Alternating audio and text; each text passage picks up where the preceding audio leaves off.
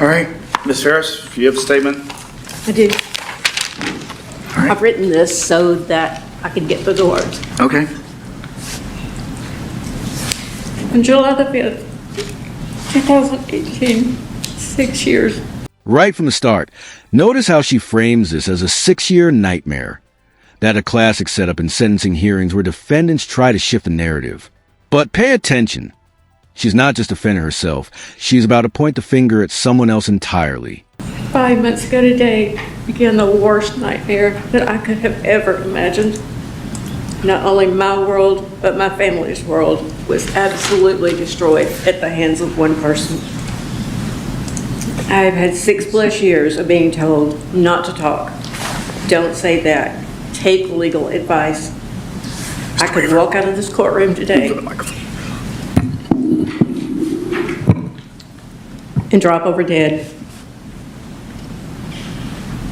I want to make sure that my children, my grandchildren, and Gary's family, and to be honest, at this point in time, the entire world who has viewed this. This is a powerful moment. Openly declaring an alternative suspect in court is rare, especially during sentencing. Most defendants stick to general innocence claims, but naming someone?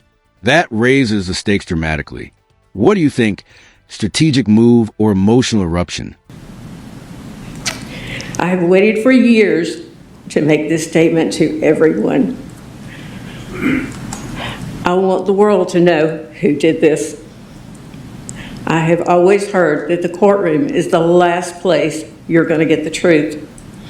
And has that ever been proven to be the truth in this case? Not only did I not do this, I know who did. I know Scott killed his father. He took my husband. Here's where the tension spikes. Calling out your own child in court for murder is one of the most extreme statements you'll ever hear in a courtroom. Legally, though, none of this counts as evidence. The judge already warned her about drifting into untested facts. The father of Chris, Emily, and Amanda. He took Big Daddy from our grandchildren, Ella, Addison, Olivia, Jax, and James. 3 of them who never got to know Gary. Scott, this is unforgivable.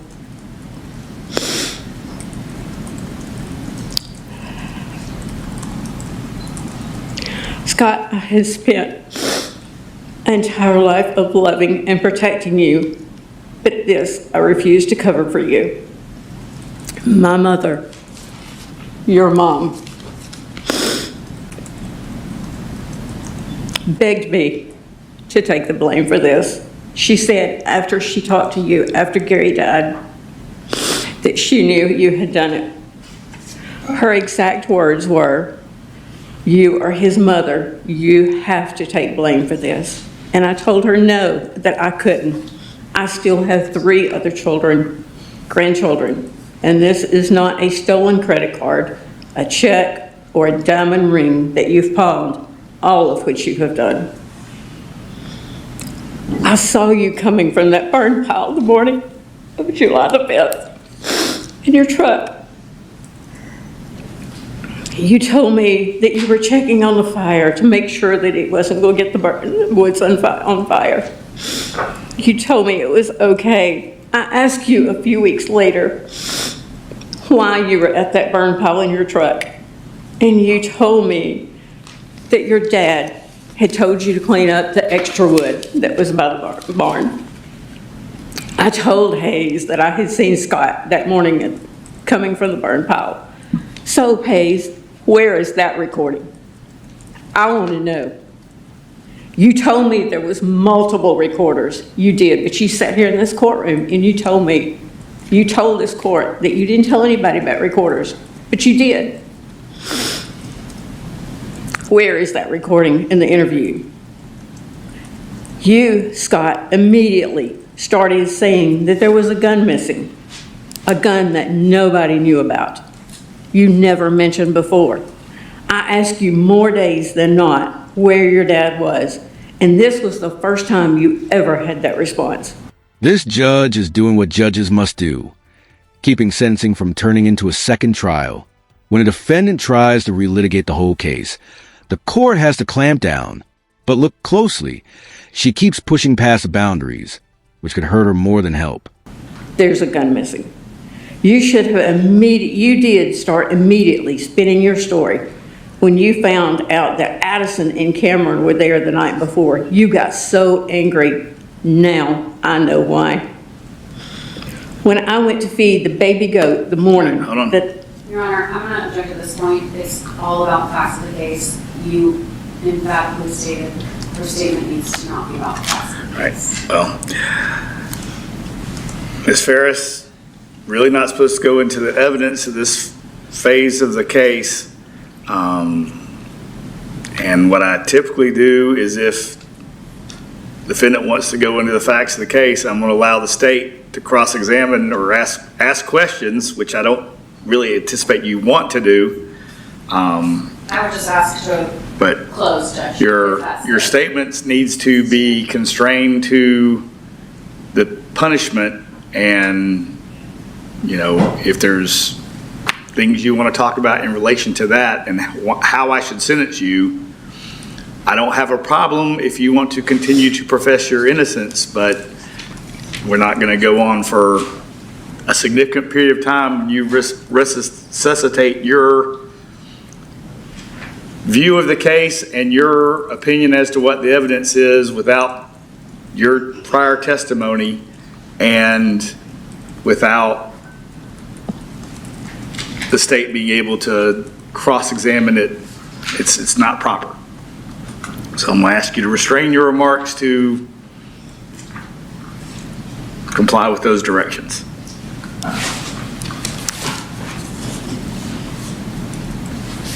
Judge, this needs to be known. Well, I'll just ask to respond, Judge. all right. All right, go ahead.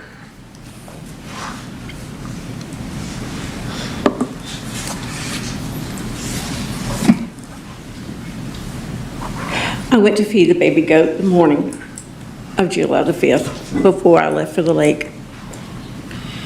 I saw where you had washed out the barn.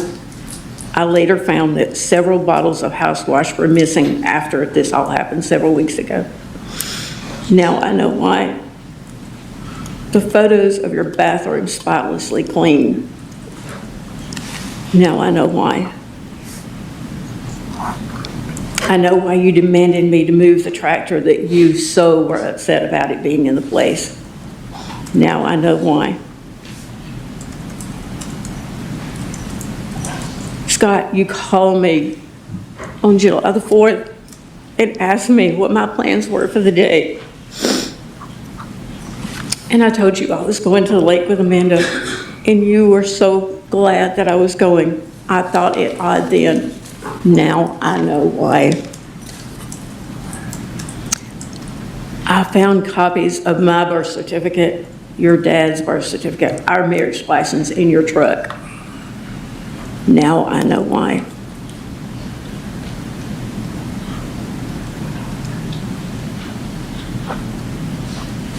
Scott, I saw Gary going to that barn the night of July the 3rd, right after you got home. And then Scott is going, and I thought then Scott's going to be in trouble for staying at the lake and playing golf all the time. Never in a million years did I ever think that this nightmare was starting then. I told you, Detective Hayes, that I saw Scott going over there to the barn. Where is that in the recording? A bag. I know exactly where and when I was standing. Scott, you put antifreeze under my kitchen sink to set me up for this. That only you would have known where it was because it was for the Mercedes.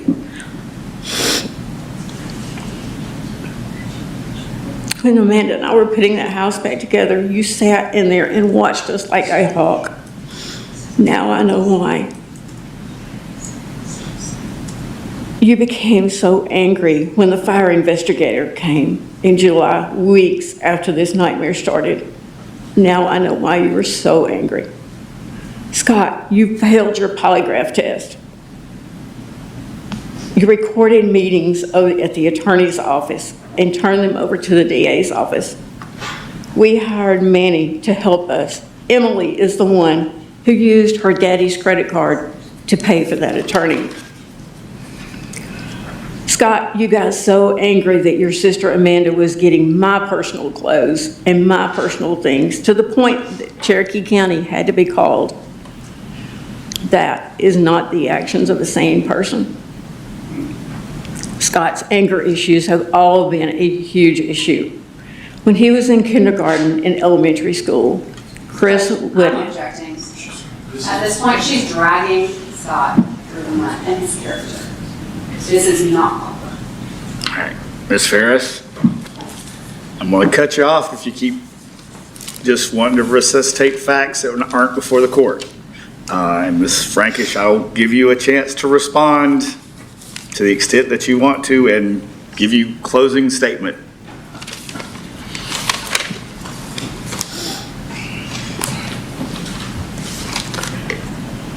I am the mother that was always there for my children, even though they had done things that were wrong.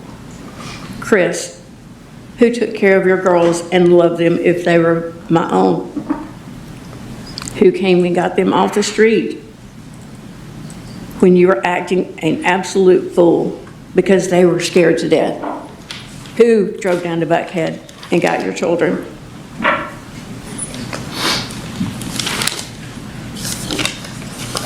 Now, I will tell you, okay, so just to kind of give you some direction. Things that are appropriate, you helping take care of your family, raise your family, those kind of things, what you've done throughout your life, and asking the court to exert some sort of mercy on you, things of that nature are appropriate. So you can talk about those kind of things, but let's don't go into the individual facts or things that haven't been previously presented to the court. Okay? All right, go ahead. I love Ella and Addison more than life itself. And it was their life or mine, it would be mine in a heartbeat. Emily, who helped you move to and from an apartment and a house in 19-degree weather, even though I knew that you were trying to keep it from me. I was always there for you. I came back to you in Thompson Station after your husband was arrested to care for you and Olivia. I am so sorry that your children will never know their Big Daddy. Amanda and Chad, words cannot express my gratitude for everything that you've done for me. Thank you so very much. And I was fortunate enough to get to care for James every day since he was 3 weeks old. He is my pride and joy. Love for that little boy is unbelievable. I spent 18 plus months in the Cherokee County Jail over something that I did not do. The last thing, I thought that was the last thing I could do to Gary, for him, to get justice for him.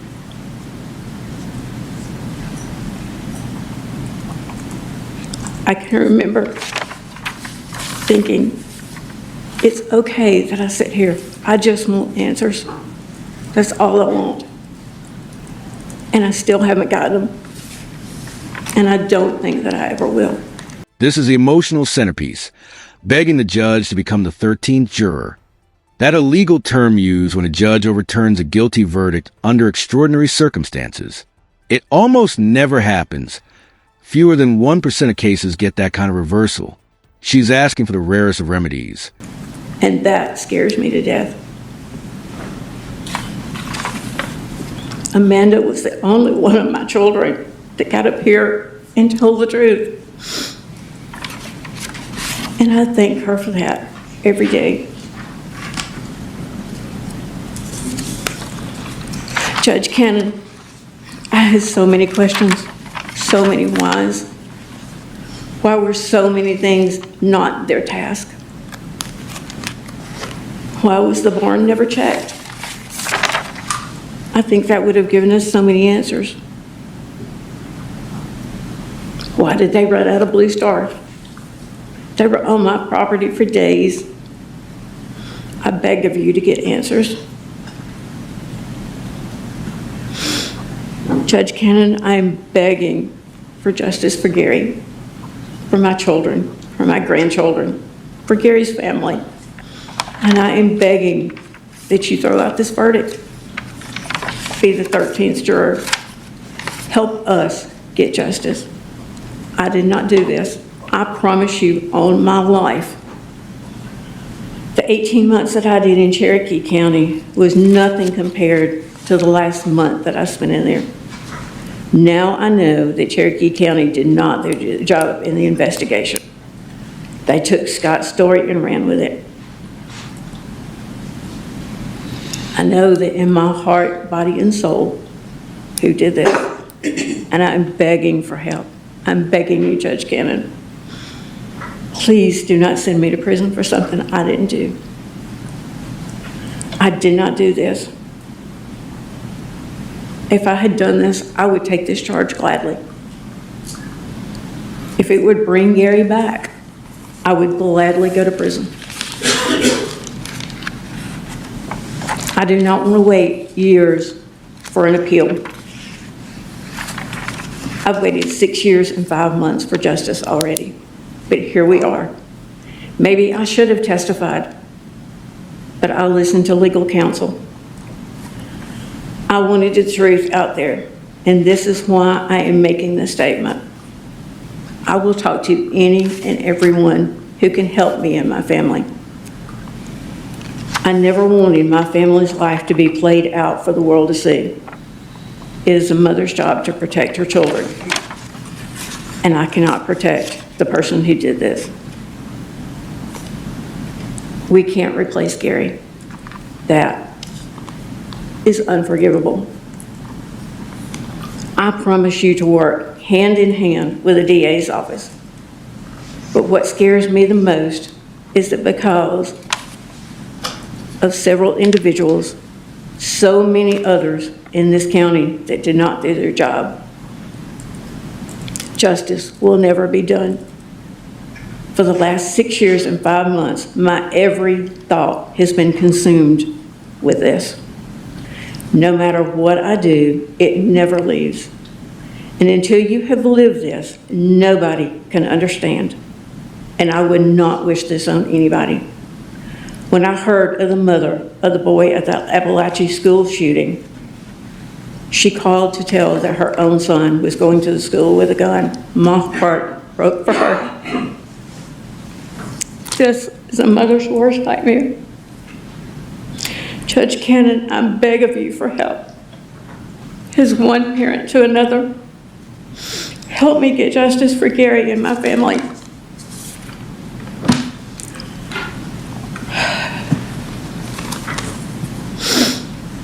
A mother, or at least not this mother, does not blame her child unless she knows he did it. Not thinks, knows. And I would never sit here and let the attorneys lay blame to him if I didn't know. You have no idea how heart-wrenching, gut-wrenching this is. John Luke says that I'm the most stoic person he's ever met. My response was, you never know how strong you are until that's your only choice.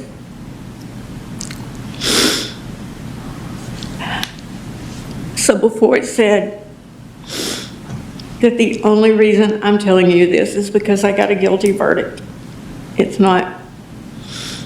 This statement has shifted from defense to desperation. Notice how she blends personal tragedy, accusations, and pleas for systemic justice all at once. Whether you believe her or not, this is a kind of raw, chaotic moment that reshapes public opinion, and sometimes even appeals. If it had come back as not guilty, I would have still been begging for justice, for help getting the right person convicted. As soon as I walked out of the courtroom, I promise you I would have done that. Chris, Emily, Amanda, Ella, Addison, Olivia, Jack, and James I am doing this for you. Gary is gone, and trust me.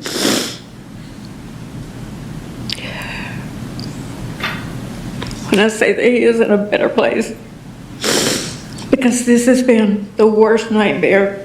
It's been hell on earth.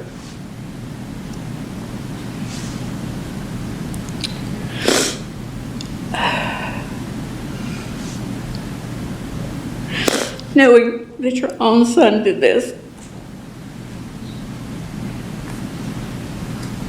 And it's only been by the grace of God that I have survived this last 6 years and 5 months. If I could, I would gladly trade places with Gary.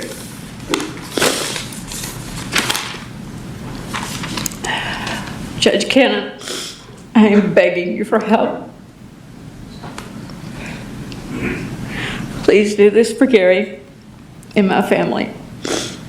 I have missed years with the people that I love dearly. Help me restore my family. Be the person in Cherokee County that it is their task. I do not want years. I do not want to wait years for justice, years that I may not have. I know this is something that you may never have seen before. And I plead with you to roll this verdict out. Help me get justice for the correct person.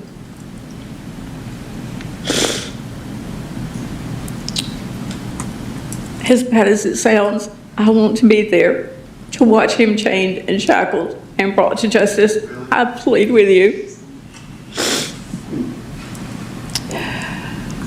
This is something that I will never recover from. I don't know that my family will ever recover from. Please help me. I'm begging you to restore my faith in the judicial system. I'm begging you, not for me, but for Gary and my children and my grandchildren. All right, Ms. Frankish, you want to respond to anything? Very briefly, Judge. When the attorneys had the opportunity to get jurors, Your Honor was, I believe, present for that. For Scott's sake, they ruled him out in the very beginning of deliberation.